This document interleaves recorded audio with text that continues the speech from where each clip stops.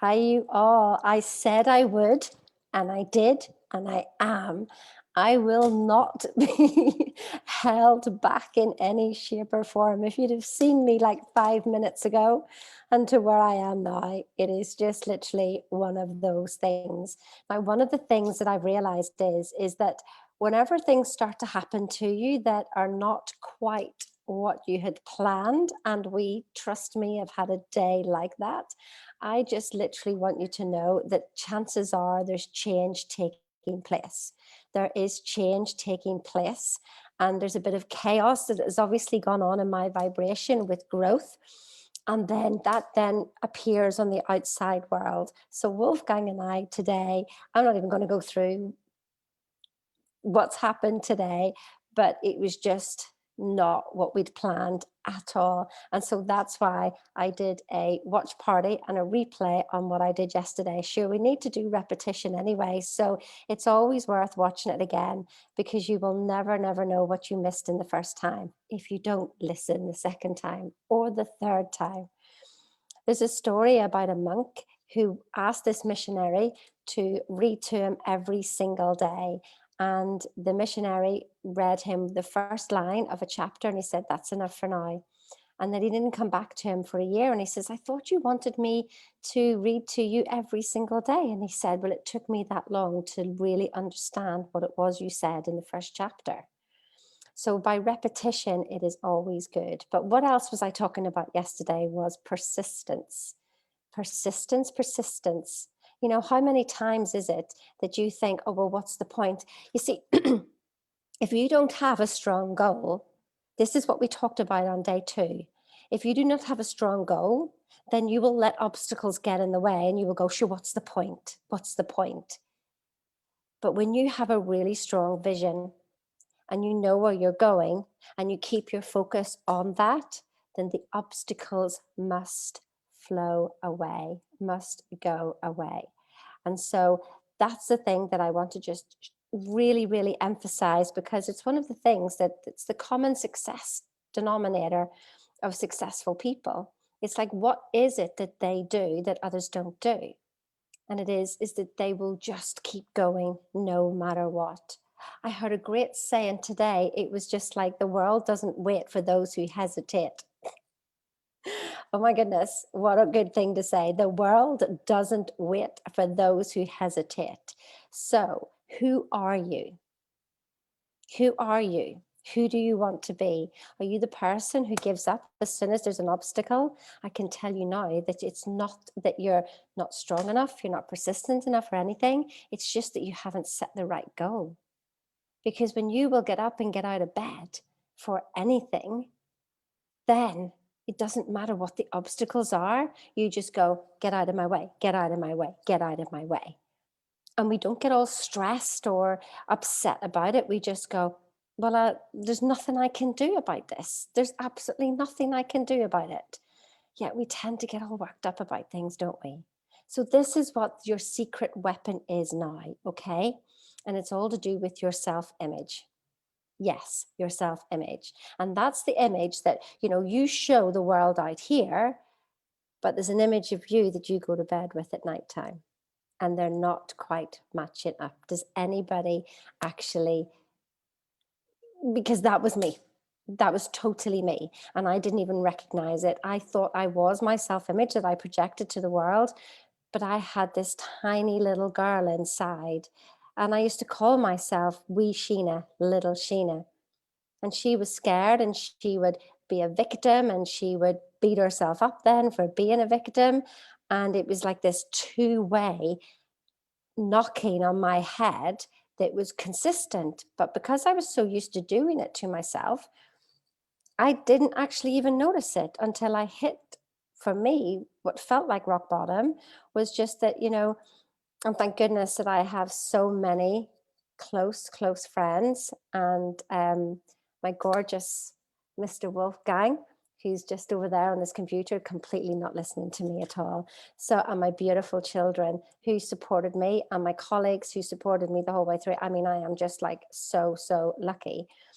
And it is just literally whenever you start to hear those conversations and you don't realize what it is that you're doing. Does anybody else recognize that? I mean, I was literally my own victim and my own bully at the same time. So, this is where we want to literally match these two up. But you have to know what your goal is. You have to know what your goal is. So many people say to me, I don't know where I'm going. Well, I do know where I'm going. I think I know where I'm going, but I just keep, every time I try it, I'm just hitting a brick wall. Chances are it's not that clear. Because if you're not clear on your goal, then you're not clear who you are as a person, and then you're not clear on your client. And so you keep attracting the people that don't help you in your business. So these are the three things that you've got to have absolute clarity on. So the self-image, I spoke yesterday about, whenever with paradigms, and we have like levels out here, and that's what it is. Your self-image actually has a certain pattern going on to it. Now, whether you can hear it or not is another matter. I mean, for me, and I can still hear it. I said to Wolfgang today, I said, oh my goodness, there's the voice again, but it's okay. I can flip it straight away and start laughing at it and thank it for its service, because it was only trying to protect me. But mine was saying, you've had enough fun now.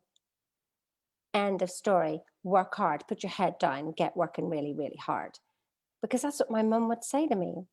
When I was 21, I literally had 3 parties for my 21st birthday, and my mum just literally hit the roof on the third one. She just went, for goodness sake, this is just ridiculous. I've never known anybody to have so much fun and so many parties on their 21st birthday.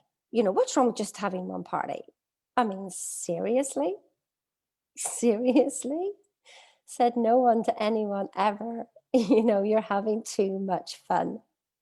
Well, that's what I always said to myself. And so I'd set myself up that if I had too much fun, that I would have to pay for it later on. And something would happen that would bring me back down to earth. Does anybody recognize that? Because that was me. The other thing is, I show you about self-image, is that again, whenever it actually was about 19, and I went to go for an interview in the RAF. Now, I was told that I was an academic, and by my mum. Not really anybody else told me, although the teachers probably just sort of went, here comes Sheena. She always likes to look out the window, could do better, etc., etc. And so, I went for an interview to the RAF at 19, and I said that I wanted to be an admin, I wanted to be a secretary. And so when I did the IQ test, it came back at 160. And I didn't know what that meant. And they said, well, actually, you've got such a high IQ. We want you to be an officer, and we want you to come for an officer interview and officer training. And I was just like, what does that mean? And they go, I didn't even understand what an officer was. That's how bad it was. And I've got another story about that, about what I just didn't know. And so I was actually so embarrassed, because I thought, they've got the wrong person. They've got the wrong person. Oh my goodness. And so I never told anybody. And this has only really come to light, in the last couple of years while I've been doing the work with Bob Proctor, that I have literally realized, oh my goodness, I'm like, I just didn't see myself as that. And so I literally didn't tell anybody, and I didn't respond to any of the emails, and I didn't go back. And I got married and became a secretary because that's what I was told. What have you been told? Hmm? What have you been told? It would be so interesting to hear, because is that who you think you are? Now, here's the thing, is that you can't actually choose to be whoever you want to be. Yeah? Who do you want to be? Who do you want to be? You can change your purpose. You can change anything you want. Absolutely anything you want. What is it you would really, really love? What is it that you would really, really love? It'd be interesting to hear what you've got to say. Another thing that I hadn't realized as well was whenever I first joined pharmaceuticals and I went on conference, and the flight, we got up and my colleague, she got the normal class. Then my manager went up and he got business class, and everyone was going, whoa, whoa, whoa, like that. And when I went up, she says, and you're in first class. And I went, pardon? what does first class mean? Is that better than business class? I don't understand. And I could hear everybody behind me going, are you kidding me? You don't even know what first class is. And I'm like, not on a plane. I don't know. I just wasn't consciously aware of what first class even was. And there was Sheena sitting on first class, and her colleagues were sitting in economy, and her manager was in business. So there's so many things that we've got that hold us back, and it's just a pattern. And what it is first of all, we need to become consciously aware of what it is that we want, because we live inside our little bubbles. And what we want to do is literally start just to look and see, well, what's the rest of the world experiencing? I mean, whenever you're driving around Dubai, it is so commonplace to see a G-Wagon. I mean, literally, and Rolls Royces and Bentleys, and they're just all over the shop, because it's just normal. So what do you want your new normal to be? Well, we want your inside self-image here to catch up with the outside. The outside one isn't an imposter. That's who you can be. That's who you show yourself to be to other people. Trust that. Trust it. As long as it's not ego led. Because when it's ego led, so whenever I lost my house and everything, I was literally, so wound up about, this is not who I am. This is not who I am. Well, here's the thing, Sheena. I was showing this person to the outside world, but I was this tiny person inside. And that was the thing that literally ended up pulling me back and pulling me down, and showing me for my own good, Sheena, you're holding yourself back. Are you holding yourself back? Are you? Listen, tomorrow, and I'm going to do it I will actually do it as a watch party tomorrow. So, because I want to make sure that you get all the information tomorrow. So I'm going to record it, and I will do it as a watch party, but I will be online, and I will be there answering your questions, because there's more stuff to come. So there's more bonuses to come. In fact, we're going to just keep this going for the next few days. How about that? Till Monday. Yeah. So we're going to answer. I've got loads of questions from people. People have messaged me. Thank you so much for all those questions. And the people who've joined the group, you ask questions about different things, and we're literally going to go through each of those questions and answer them. So if you've put something in the Stirred Up group, whenever you joined, I'm going to be answering your questions, and I'm going to go through them one by one.